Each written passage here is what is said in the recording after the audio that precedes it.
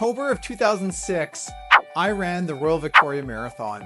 Now, a marathon is 42 kilometers. It's a long way to go. In fact, I think the first marathon, the guy died at the end of it, right? So that's how long it is. It's a long journey. And so in 2006, I was running and it was rainy and it was windy and the conditions weren't that great. And so I start out and I'm going and I'm running and I got separated from, my running partner and the rest of the pack, and I was by myself. And the Royal Victoria Marathon finishes on Dallas Road, which is right on the ocean, which meant I was getting a lot of wind. It's beautiful.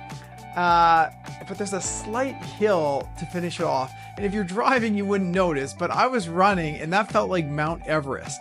And so, I'm cold, my feet hurt, my knees. After 35 kilometers, I'm just done. And I was feeling like quitting, and I was going along and I see my mom and dad there, and they driven down from Kamloops and they're watching me and they're near the end of the race and they're cheering me on. And that gave me the emotional, to finish off the race. And I was so glad that they're there, and I still have fond memories with that. But investors can feel the same way, right? We want to quit. We want to get out. We want to, we're tired of doing something. It's not working. We're feeling like a strategy. So here are some tips to run the investment marathon. Number one is get a cheerleader, right? I had my mom and dad there, and you need a cheerleader. So maybe that's a friend who you can cheer you on when you're down with not making smart investment choices. Maybe it's a financial advisor. A lot of times people come in and they've got stuff going on in their life and they're having a positive experience with me and they're feeling uplifted and the weight of the world's off their shoulders. So maybe it's a financial advisor, maybe it's a coach, an accountant, something like that. Number two, focus on the end. To think hey, I'm going to run 42 kilometers today. It's almost mind blowing, right? You just can't handle that. And so I focused on the end, hey, this is going to feel really good when I'm done. And that kept me going along the way, and it's kept on focusing on the end.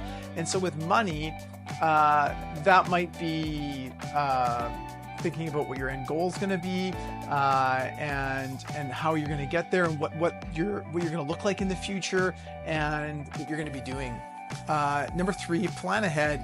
So before the race, I drove. So it wasn't just I was seeing new territory. I drove what the race was going to be, and I brought water and food for my race. And so with investing, planning ahead is investigating hey, what am I investing in? What's my risk tolerance going to be? How much can it go down? What could affect it? What is actually in these products that I'm buying? Who is this person I'm dealing with? So really do some investigation and plan ahead for that. Number four is train. And so I trained. I would run 10 kilometers 3 times a week. I'd get up at 5:30 and go for a 10K run. Sometimes pitch black outside. And it took me a year to get all that. So yeah, I train. And then you can train with your investments too, right? You can spend less than you make. That's training your finances, right? Having a budget, living below your means, saving regularly. That's training your investments. So I would be doing that. And point number 5 is give it some time. So I mentioned it took me a year to train for this marathon. And with our investments, we gotta give it some time to do its thing, right? We're going on a 30-year journey. Don't evaluate it month 1 and hey, it's not working 6 months in. You got to give it time to get there. Hope you like that analogy. If you're a runner and have ran a marathon, I'd love to hear about it and how your experience went. Have a great day.